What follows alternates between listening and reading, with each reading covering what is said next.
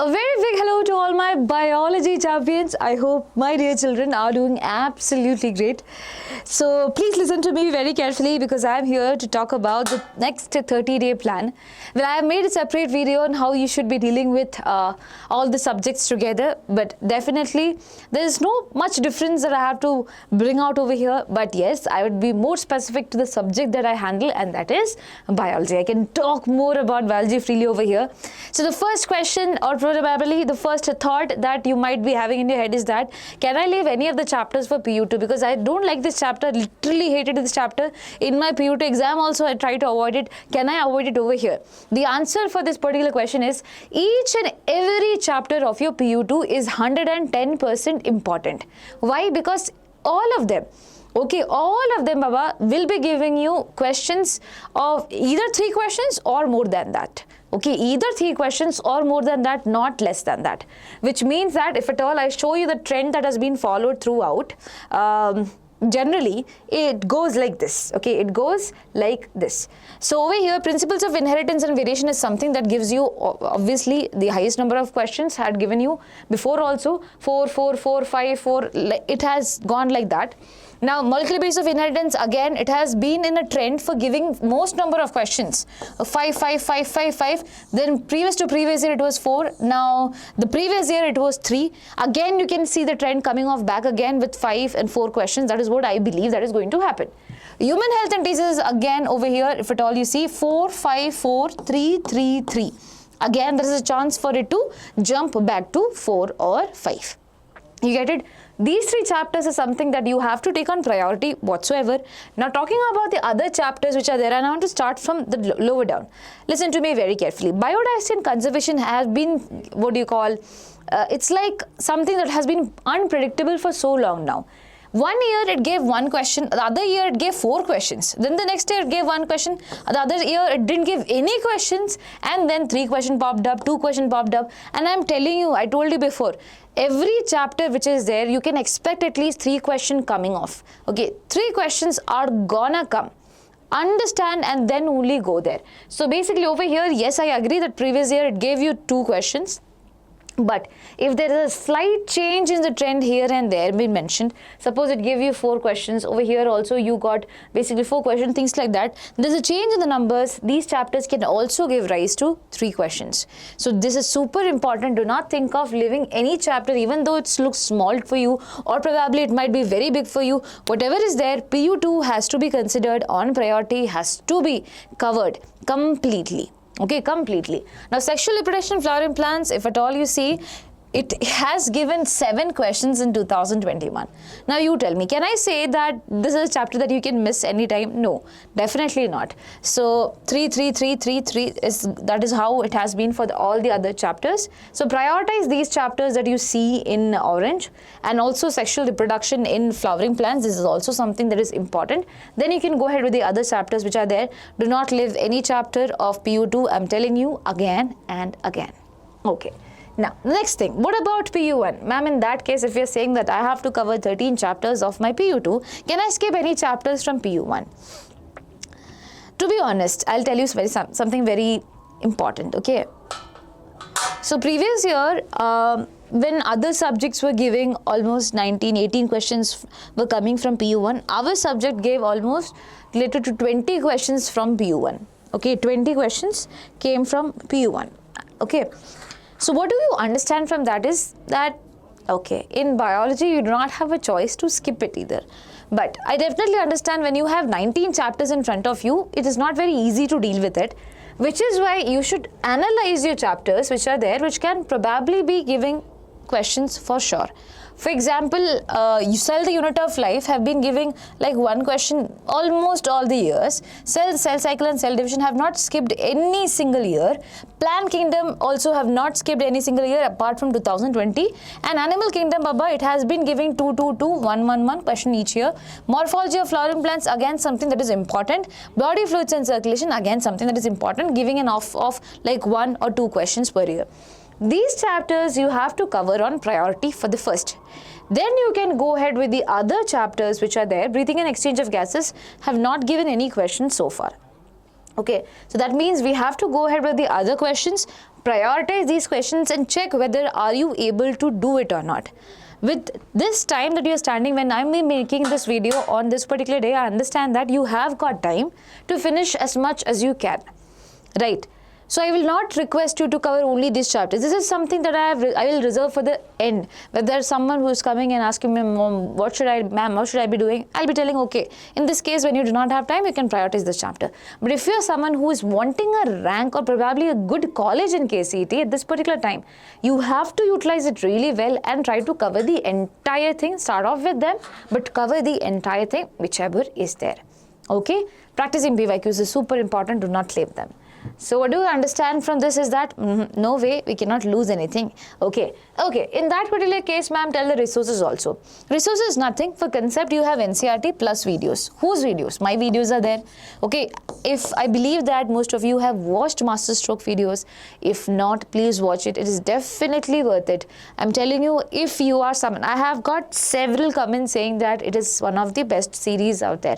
And I'm telling you with utmost honesty that I have put in my efforts into making those videos literally concise in a way that it will be helpful for your KCET examination as well as your second PUC. So make sure you watch the KCET master stroke videos. It is available for all the second PUC chapters. For first PUC, yes, I have to go ahead with that. But yes, second PUC, it's already been done. Make sure you watch it whenever you have time. Now, that is a perfect one-shot video and it's KCET and PUT oriented as well. Now, for KCET PYQ, you know, biology is not been included in the PYQ book that Vedantu has introduced. So you can refer to any other books out there. Either it can be MTG or anything else which is there, which you refer. It's nice. And obviously, we are going to come live from Monday onwards. We'll be bringing on lots of things for you guys in free series out there. So you will be getting to know more about it. But I'm just telling you, please start practicing book, that is PYQ questions also. So there is no preparation which will be going like, okay, just concepts is done and that's enough. If at all you are someone who thinks that concepts is done and basically that's enough, please understand, in any subject, that's a very wrong notion to have. You have your concepts being done first. You need to parallelly mix it with the PYQs plus the extra questions out there. And I am telling you, I told in one of the videos that you should be spending 1.5 hours for the concept. Especially in terms of biology, you should not be going beyond that. Because in biology, it's a theoretical subject. What exactly happens is that we take time, too much of our time to complete those chapters, right? If we give ourselves huge lot of time, what is going to happen? Basically, we are going to utilize those time as well, and we'll utilize it as much as possible. For example, instead of covering the chapter in 2 hours, I'll try to cover the chapter in 5 hours, just because I have time. No, please have a strict deadline for you guys. 1.5 hours, I have to complete the chapter, that's all. Okay, when you have a stricter deadline like that, okay, you might stretch it a bit, but not too much. Get it? And I am telling you as a teacher, it's possible to complete a chapter in 1.5 hours, whatever the chapter is. Okay, whatever the chapter is, maximum it can go is 2 hours. Maximum that any chapter can go is 2 hours. For example, molecular base of inheritance, for some people it might go too big. You get it? It's just a chance of that happening. You have covered that before.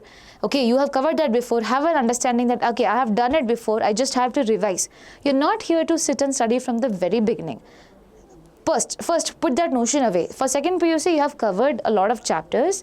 And when you face those chapters, have this in your head. I am not here to basically start from the beginning. I'm here to revise and use your thinking in that particular sense out there. Cool?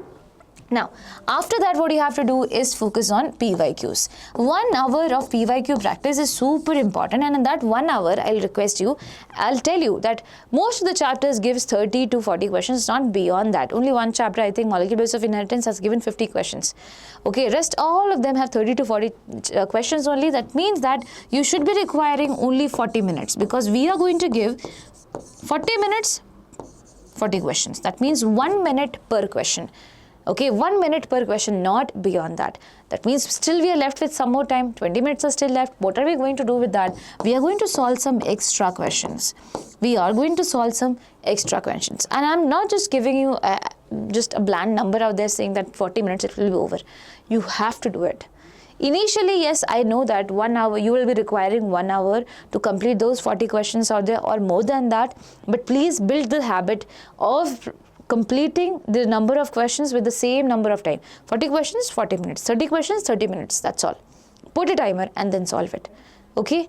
Yes. And whatever leftover time is there, please go ahead and practice the extra questions after every 3 days. So suppose I am studying one particular chapter on one particular day. Okay, I am studied this particular chapter on one particular day. Along with this, I have to cover one more chapter. So basically, one day you have to cover 2 chapters of biology. One day you have to complete 2 chapters of biology. Now one day you will be doing physics and chemistry. The next day you will be doing mathematics and bio. So when you are doing mathematics and bio, 2 chapters of biology have to be completed on that day. Because alternatively it is going to come again, bio chance. You get it? So 2 chapters have to be done. That's the least amount that you have to do it.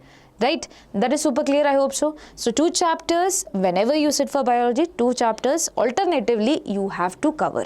Keep on covering. And for that, you can utilize 1.5 hours for concepts and 1 hour for questions. By questions, I mean both PYQ as well as the extra questions out there. If you're using MTG book, you get KCET ready thing, okay? There's a portion that is known as KCET ready. You can practice questions from there as well. But without practicing questions, do not go to the examination hall. That is something that I want to tell you very honestly, okay? Because I have seen questions where even I as a teacher, I feel like, oh my God, how will I remember this number? Even I forget, okay? So some sort of things comes up like that. If at all you do not want to temple during examination, then start practicing from now onwards, okay? And whenever you do an error, put all of this thing in an error book and write it. Question number 1, I did this particular error. Yeah, so the thing that I was telling is that whenever you sit for doing these 2 chapters out there, what you have to do is mark the extra questions, okay? There should be some questions that you are marking and you're tagging. Basically, I'll say from here, suppose you have marked 10 questions. From here also, you have marked 10 questions. You are not going to touch these 10 questions now. What you're going to do is that when your day has been done, you are going to take this 20 questions out there from 2 of these chapters and you are going to start solving. This is sort of like a mini test that you have. Why do you have this mini test? This is going to replace your revision. Your normal revisions that you do with your long notes and things like that, no, you do not need that now.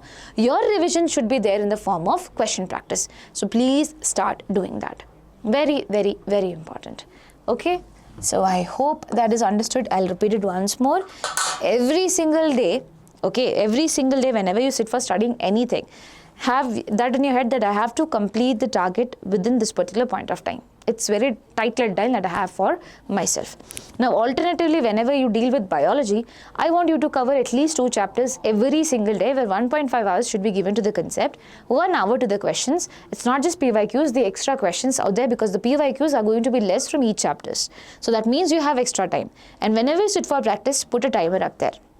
Right? Now, when you cover a chapter, mark 10 questions from here, join them together, and at night before sleeping, give 20 minutes of your time of solving these 20 questions out there and see, are you able to answer or not? And always put down all your errors in the error book such that you are accountable for what you're doing. And one very important thing, for the next few days out there, okay, for the next few days out there until March 30, please just focus on PU1. Okay, please just focus on PU1. Okay, and then, so your PU1 should be on priority over here until March 30. Try to cover as much of the content which is there for PU1, and then probably you can go ahead with your second PUC content. Now, if you think that, ma'am, I did bad in biology, I want to do second attempt of PUC. If you feel that I am forgetting second PUC, what you can do it, even while you're doing PU1, please refer to the previous, the chapters that you have covered in the examination, the second PUC examination. Think about it again, revise it whenever you can, whenever you have time. In that way, you will be still in touch with your PU2 content as well. Okay, you have to follow this. If you follow this, you will get 10 days time. I'm telling you, 12 days from now should be your just PU1. Next 12 days should be just your PU2. Next 10 days, the last 10 days which is there, mock test. Nothing beyond that. This is very, very, very important. If you're not going to give yourself your time to finish up the course by that particular time, you will not have time for doing mock test. If you're not giving mock test, you will not have an understanding. And always remember, it's not just biology you have to cover. You have to cover all the different subjects out there. So put it that in your head for sure. Yes, yes. So if you have any doubts, and I'll be making a separate video on bio as well, with a proper thing, that is what are the topics which are super important per chapter, what are the concepts which are usually given question, such that you have even more better idea. Soon I'll be making that video. So this time has been really been a crunch as of now, but yes. Now listen to me, everyone out there, for everyone who is preparing for KCET examination, we have launched 3 things. One is KCET crash course. It's online. It is available for ₹2499. It has biology in it, and basically its PU1 and PU2 syllabus is going to be covered. There will be KCET question practice, and there will be 10 mock tests also given to you, which is going to be super, super helpful. In PU1, I'm not giving the one-shot videos for all the chapters. The ones which are important are being given, but the PYQs of all the chapters are going to be covered.